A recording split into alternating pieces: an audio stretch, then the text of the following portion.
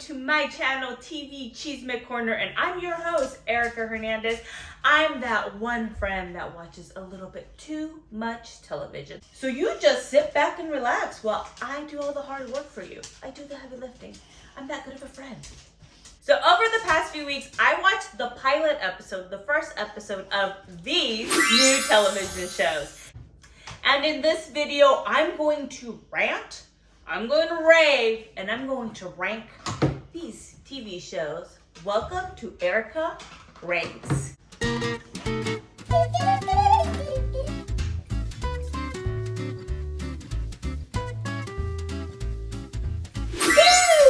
bowl just appeared. So this is listed alphabetically.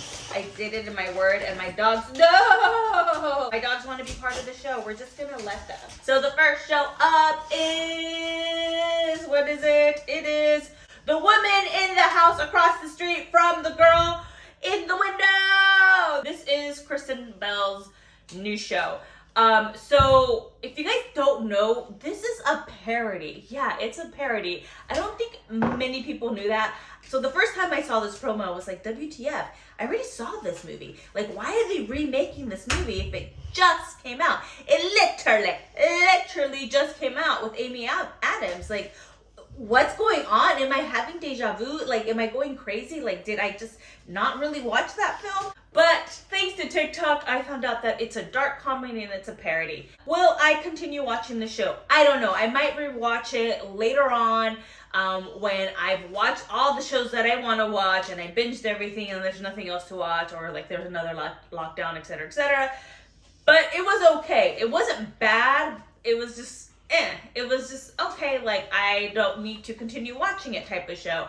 And the reason I think it was kind of just not that good was, first off, you have to be in on the joke. You have to have watched the shows or the movies that the show is based off of, because the comedy isn't in your face. The comedy is very subtle. It's played very seriously, at least in episode 1. And so you have to kind of know what the previous movies were that the show's based off to get the joke. Like you have to be in on the joke. So I saw a lot of people not understanding that this was a parody and kind of were like, what is happening? Though I do hear that it gets better later on and there's this like crazy sex scene. So I might just watch it for the sex scene, okay? I might go back and just watch it because, you know.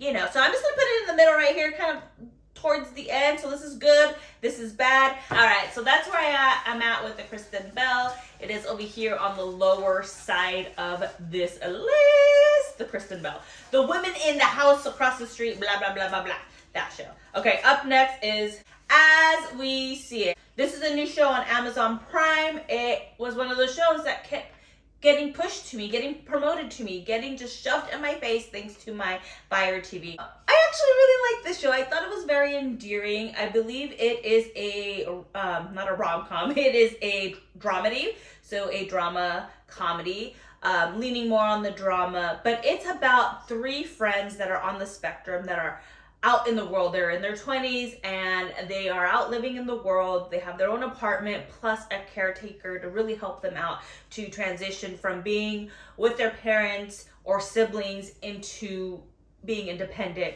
I liked the first episode. It made me smile. It made me cry. And so I'm gonna put it above Kristen Bell's show. And I am Linty. Sorry, I don't have a camera crew, guys. My camera crew, my dogs right here. I'm writing solo. No budget. And I hope I hit record. The next one is Single Drunk Female. This is Freeform's new show. You can watch it on Hulu. And what attracted me to this show was just that it was a train wreck woman. A woman that was just a total train wreck, trying to get her life back together. And you know, those are just shows that I gravitate to because sometimes I feel like I could be a train wreck just a little bit. It's not a bad show. It's not a great show. I think it has concepts that I like there. It's just like in the middle. It's just right fighting in the middle. So, you know, if you like those kind of shows where women are finding themselves and kind of the struggles along the way, and it has a little bit of comedy, it has a little bit of drama, this show's for you. It's not a bad show, but I'm going to put it under As We See It, because I think As We See It has a little more creative storylines. All right, next. Next up is Promised Land, the new show on ABC, I believe, and it has promised to deliver. But unfortunately, it's estúpido. Honestly, guys, I had lots of high hopes for the show because it stars Cecilia Suarez, who I loved in Casa de las Flores, and then I saw her in another show on Netflix, like a limited series. Loved her in that. I think she's a phenomenal actress. But this show, oh my God, I could just rant about it forever. It is horrible. It is just horrible. Like, Hollywood. No, this is not what we want.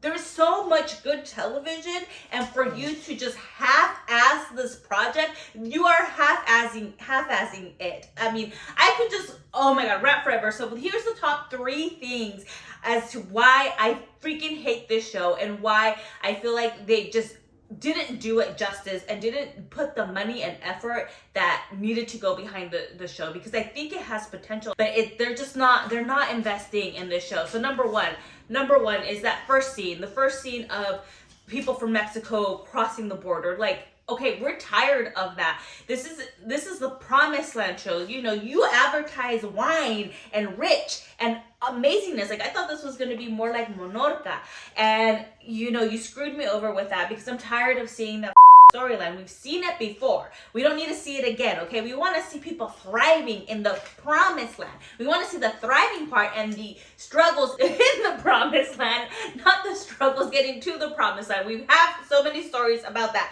We're done with that story. Second is the music. The music was just, there was one scene, I think it was like the second or third scene, where the daughter was talking to her dad about taking over the business, and for a moment there, I thought someone was playing house music outside. You know, that Star Dusk, whatever, the stars, that big old house song that was really popular in the early 2000s. You know, that one, I thought it was playing in the background. Like, the way the music came in was so awful. And number 3 was like, the pilot episode, they were just trying to introduce so many big storylines. Like, yes, introduce little storylines, but you were introducing like so many storylines all at once, and I feel like those storylines could have been kind of spread out over multiple episodes. And also, some of the characters I didn't need to meet some of the characters on day one. Like, I could have met them later. How about you just introduce like 5, 6 of the main characters, and then kind of build up that there's like secrecy behind them, where there's drama, and then the next few episodes start unveiling and unwrapping that situation. Right away, like, there's drama with the brother. There's drama with the wife and the priest. The son is trying to help all the workers get like papers, and then this one girl hits a random guy on the street and just runs away, hit and run. And it's just like unnecessary drama. And plus, number 4, this is an extra, this is a bonus rant. The acting, especially the ex-wife. Oh my God, there was a scene where she's like, I'm gonna take you down, Jose. I'm gonna take you down, and I don't care if it ruins my children's life, but you ruined me. But I have stock in your company, so I'm doing nothing and getting money, but I'm gonna take you down. I'm gonna take you down because you ruined my life with a divorce. Something like that. You know, that was the acting. I mean, I could have been on that show. What a beautiful transition into Abbot Elementary. I'll be honest, I was a little skeptical, I don't know, to watch this show. Why? Because I was seeing a lot of great reviews online. So the creator of the show, and I believe it's pronounced Quinta or Quinta? Quinta's in Spanish, so it's more in English. Quinta. So Quinta Bronson is an ex-BuzzFeeder. So she had like sketch comedies on BuzzFeed. I remember loving her stuff. And I still follow a lot of the BuzzFeed kids. They're like in their early 30s, mid 30s, late 30s, even some. But I still follow a lot of the former BuzzFeed people, influencers, and they were just like, it's so good. Oh, we love her. But at the same time, like, I saw that and I was just like, well, you guys are her friend. Of course you guys are gonna like hype her up. And so I got a little bit weary and I was scared to watch it. But it was on my list, and when I decided to do this series, I was like, that's one of the ones I'm gonna watch. And boy, oh boy, was I like, oh my God, this is the best thing I've seen on TV. Mic drop. That was a very slow drop, but it was so beautiful. Oh my God. To contrast what's happening over here in the Promised Land, Abbott Elementary introduces characters perfectly introducing them, and perfectly introduces big story arcs, big story struggles, versus the little itty bitty struggles. And the way they introduce the itty bitty struggles is genius. It's just like one word here, one word there, and like you just get one person's emotion, and they zoom in on the camera to see their reaction. So it's not like you're throwing all these big things. It's like you're throwing one big thing. You understand what the big main thing is, and then you have these little side stories that are going off, character storylines, or I don't know what they're actually really called, but I'm just gonna call them like little baby storylines. And it's just perfectly done. And what I think my prediction with this show is it's gonna go on for a long time. I would not be surprised if this show goes for like 9, 10, maybe 11 seasons. It's up there like with The Office and Parks and Rec. It is such a gem, and I hope it continues to just bring in the goodness. It was so much fun, so funny, amazing comedic acting. Highly recommend it. I can't wait to watch more of it. I've only watched one episode, and I just can't wait to like binge it on a weekend when I'm folding clothes or when I'm feeling sad, and just put it on. Like, this is our new show, guys. If you guys are fans of Parks and Rec and The Office, this is our new show, Abbott Elementary. This is like top number one over here. Hallelujah. It is top number one. All right, next show we are talking about is Archive 81. This is like a sci-fi psychological thriller. I'm not really sure truth about this show. I started watching it after 20 minutes, not even 20 minutes in, I had to stop. Why? Because, well, I had to log into work. So after I was done working in my next break, guess what I did? Started watching it again, y'all. It's good. It's intriguing. There's a lot of mystery.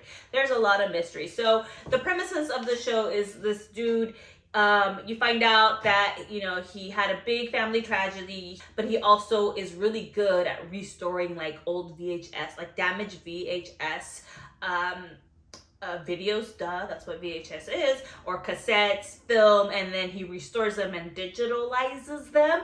And so he gets hired to do this job to digitalize and restore something that was almost lost in a fire.